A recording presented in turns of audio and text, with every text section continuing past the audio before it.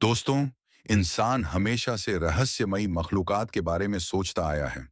अजीब और गरीब आवाजें, वीरान जगहों पर सायों की हरकतें और ऐसी बातें जिनको इंसानी आंखें देख नहीं सकती, ये सब जिन्नात की तरफ ही इशारा करते हैं। आज हम बात करेंगे इस खास मखलूकन की तारीख पर। जिन्नात कब से मौजूद हैं, उनका अतीत क्या है और उनका इंसानों से रिश्ता कैसा है। कुरान पाक हमें बताता है कि इंसानों से पहले जिन्नात की तख्लीका हुई। सूरत उर रहमान में अल्लाह ताला फरमाता है, हमने जिन्न को आग की लपट से पैदा किया। मुफस्सिरीन के मुताबिक ये आग बिना धुएं की थी, यानी एक तेज, हल्की और शोलों वाली आग। जिन्नात की पैदाइश इंसानों से हजारों साल पहले हुई। उस वक़्त ये जमीन के बाशिंदे थे। वो रहते भी इसी दुनिया में थे, बस्तियां बसाते थे और उनकी नस्लें व कबीले इंसानों की तरह फैले हुए थे। लेकिन जब ये मखलूक गुनाह और फसाद में डूब गई तो अल्लाह ने फरिश्तों को भेजा। फरिश्तों ने इनको कैद किया और बहुत से जिन्नात का कत्ल भी हुआ। इन्हीं जिन्हों में से एक इब्लिस भी था, जिसने अल्लाह की इबादत करके बड़ा मकाम हासिल किया। इब्लिस की इबादत इतनी ज्यादा थी कि वो फरिश्तों की जमात में शामिल कर लिया गया। लेकिन जब अल्लाह ने इंसान हजरत आदम को बनाया और सभी फरिश्तों व जिन्हों को सजदा करने का हुक्म दिया, तो इब्लिस ने घमंड में आकर इनकार कर दिया।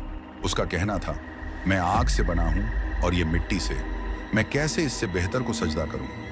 यहीं से उसकी हिकारत और लानत शुरू हुई। इब्लिस वो पहला जिन्न था जिसने तकब्बुर की वजह से अल्लाह की नाफरमानी की और हमेशा के लिए लानती बना।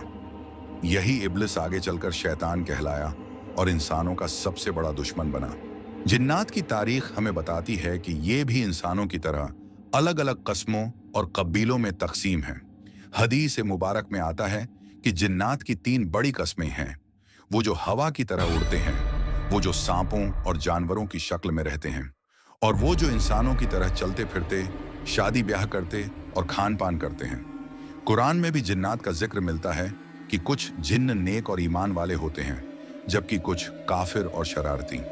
सूरत ए जिन्न में बयान है कि एक गिरोह जिन्नात का कुरान सुनकर ईमान ले आया और अपने कबीले में ये खबर फैलाने चला गया। जिन्न और इंसानों के ताल्लुकात भी तारीख का अहम हिस्सा है। बहुत सी हदीसों में आता है कि जिन्न इंसानों को देख सकते हैं, मगर इंसान जिन्हों को नहीं देख सकते।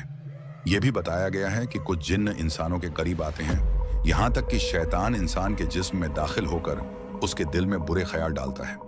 लेकिन अल्लाह ने इंसानों को जिन्नों से महफूज रहने के लिए दुआएं और जिक्र बताए।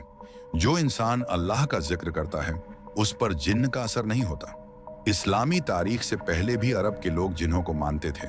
वो कहते थे कि वीरान जगहों और पहाड़ों पर जिन्न रहते हैं। कुछ लोग जिन्हों की पूजा करते और उनसे मदद मांगते थे। इस्लाम आया तो ये सब बातें गलत ठहराई गईं और अल्लाह ने साफ फरमा दिया कि मदद सिर्फ अल्लाह से मांगी जाएगी।